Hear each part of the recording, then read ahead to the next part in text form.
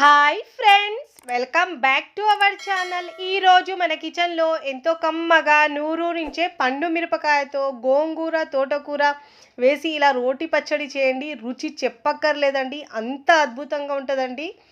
ఇలా వేడి వేడి అన్నంలో వేసుకొని తింటే రుచి చెప్పక్కర్లేదండి, అంత బాగుంటుందండి.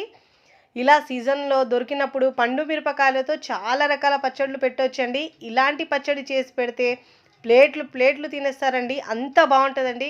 ఇలా రోట్లో చేయడం వల్ల ఈ పచ్చడికి టేస్ట్ ఇంకా బాగుస్తుందండి.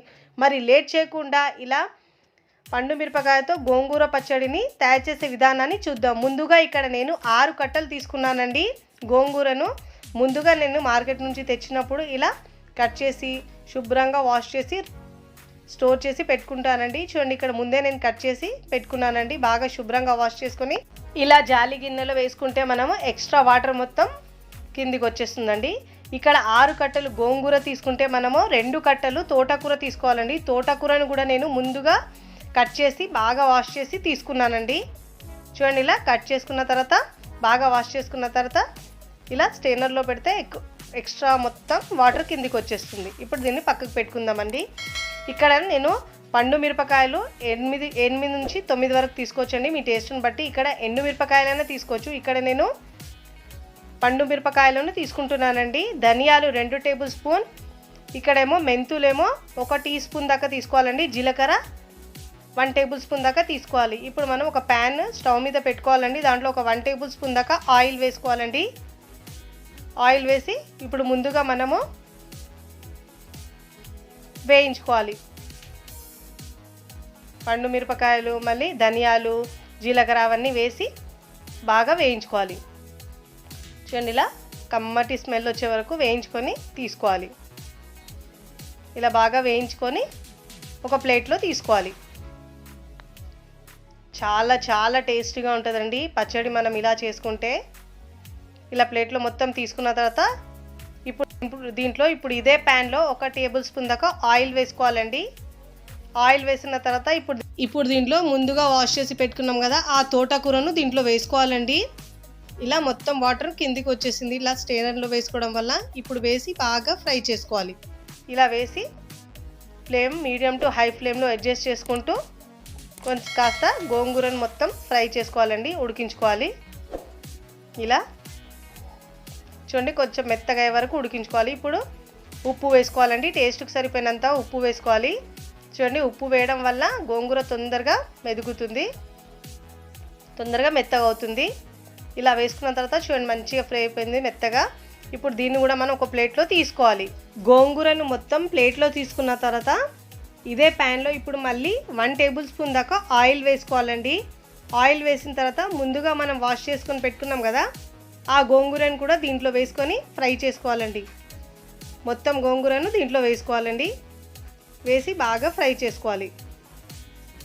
చూడండి, ఇలా బాగా మిక్స్ చేసుకొని చూడండి, ఇలా మెత్తగా అయిన తర్వాత ఇప్పుడు స్టవ్ ఆఫ్ చేసుకొని మనం పక్కకు పెట్టుకోవాలి. చూడండి, ఇక్కడ మీరు మిక్సీలో అయినా దంచుకోవచ్చు అండి. ఇక్కడ నేను టేస్ట్ చాలా బాగా వస్తుందండి, ఇలా రోట్లో దంచుతున్నాను. ముందుగా మనం పండు మిరపకాయలు, ధనియాలు అవి ఉన్నాయి కదా, జీలకర్ర, దాటిని ముందుగా మెత్తగా ఇలా రుబ్బుకోవాలి. చూడండి, ఇలా మెత్తగా దంచుకోవాలండి. టేస్ట్ చాలా చాలా బాగా వస్తుందండి. ఇలా చేసి మనం పండు మిరపకాయతో చేసిన ఏ పచ్చడైనా టేస్ట్ మాత్రం సూపర్గా ఉంటుందండి. ఇలా మెత్తగా బాగా మెదుకోవాలి. ఇలా మెత్తగా అయిన తర్వాత చూడండి, చాలా బాగా మెత్తగా అయిందండి. ఇలా దంచుకున్న తర్వాత ఇప్పుడు మనం ముందుగా ఫ్రై చేసుకున్నది ఉంది కదా, తోటకూరను కూడా ఇప్పుడు దీంట్లో వేసుకోవాలి. ఇలా కొంచెం మెత్తగా, ఇది కావాలంటే మిక్సీలో అయినా కొంచెం బరకగా అయినా గ్రైండ్ చేసి తీసుకొచ్చండి. ఇలా మెత్తగా దంచుకోవాలండి. ముందు పండు మిరపకాయలు దంచిన తర్వాత మనం ఈజీగానే దంచుకోవచ్చండి. తర్వాత ఇలా మెత్తగా మెదుపుకోవాలి బాగా.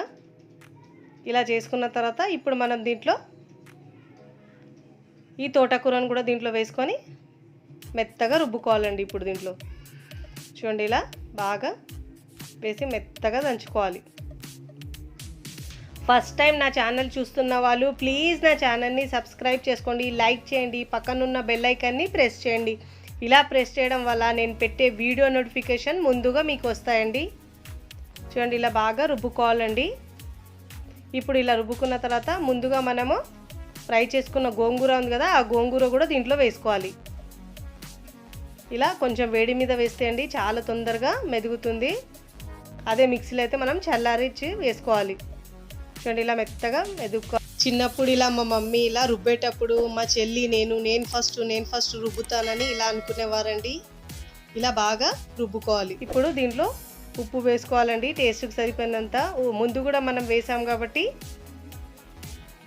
ఇప్పుడు కూడా వేసి బాగా రుబ్బుకోవాలండి మెత్తగా.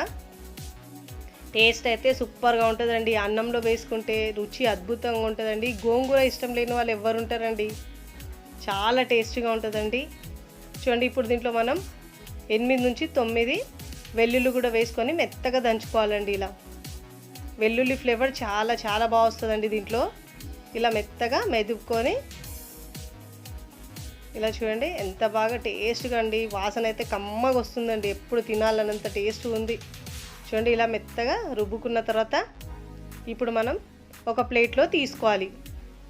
ఇలా మొత్తం ఒక ప్లేట్లో తీసుకొని ఇప్పుడు మనం దీనికి పోపు పెట్టుకోవాలండి. అసలు ఏ కూర కూడా అవసరం లేదండి, ఈ పచ్చడితోనే మొత్తం అన్నం తినేస్తారు, అంత బాగుంటుంది. ఇక్కడ పోపు కోసం ప్యాన్ పెట్టుకొని స్టవ్ మీద 3 నుంచి 4 టేబుల్ స్పూన్ దాకా ఆయిల్ వేసుకోవాలండి. ఇప్పుడు పోపు దినుసులు వేసుకోవాలండి. ఆవాలు 1/2 టీ స్పూన్, జీలకర్ర 1/2 టీ స్పూన్, పచ్చి శనగపప్పు 1 టేబుల్ స్పూన్ వేసుకోవాలండి. ఇలా వేసి ఫ్రై చేసుకోవాలి. ఇప్పుడు దీనిలో కచ్చాపచ్చగా దంచిన వెల్లుల్లి ఏమో 6 నుంచి 7 దాకా వేసుకొని ఫ్రై చేసుకోవాలి. ఎండుమిరపకాయలు 2 తుంచి వేసుకున్నానండి. ఇప్పుడు దీంట్లో కర్రీ లీవ్స్ 7 నుంచి 8 దాకా వేసుకోవాలి. ఇలా వేసి బాగా పోపును ఫ్రై చేసుకున్న తర్వాత ఇప్పుడు ముందుగా మనం దంచుకున్న కదా గోంగూర పచ్చడిని పోపులో వేసుకోవాలి. ఈ పచ్చడి అయితే చాలా చాలా బాగుంటుందండి. ఇలా మీరు చేసి పెడితే 1 వీక్ 15 డేస్ వరకు కూడా నిల్వ ఉంటుందండి. ఇలా బాగా మిక్స్ చేసుకోవాలి. ఇలా బాగా మిక్స్ చేసుకున్న తర్వాత స్టవ్ ఆఫ్ చేసుకోవాలండి. చూస్తేనే తినాలనిపిస్తుందండి, అంత బాగుంటుందండి. వేడి వేడి అన్నంలో వేసుకొని తింటే ఇంకా అబ్బా అద్భుతంగా ఉంటుందండి. టేస్ట్ మాత్రం సూపర్గా ఉంటుంది. ముందే గోంగూర టేస్ట్ ఇంకా చాలా బాగుంటుంది, దాంట్లో పండు మిరపకాయ వేయడం వల్ల దాని రుచి ఇంకా డబుల్ అయిపోతుందండి, అంత బాగుంటుంది. ఇలా సీజన్ వచ్చినప్పుడు మనం తెచ్చుకొని పెడితే ఎన్ని రకాలైన పచ్చళ్ళు పెట్టవచ్చండి ఈజీగా. టేస్ట్ మాత్రం సూపర్గా ఉంటుంది. ఇలా పండు మిరపకాయ తీసుకొచ్చి గోంగూర వేసి పచ్చడి చేయండి, రుచి చాలా బాగుంటుందండి. మీరు కూడా తప్పకుండా ట్రై చేయండి. ట్రై చేసి ఎలా కుదిరిందో నాకు కామెంట్ ద్వారా తెలియచేయండి. వీడియో నచ్చితే లైక్ చేయండి, ఫ్యామిలీ ఫ్రెండ్స్కి షేర్ చేయండి.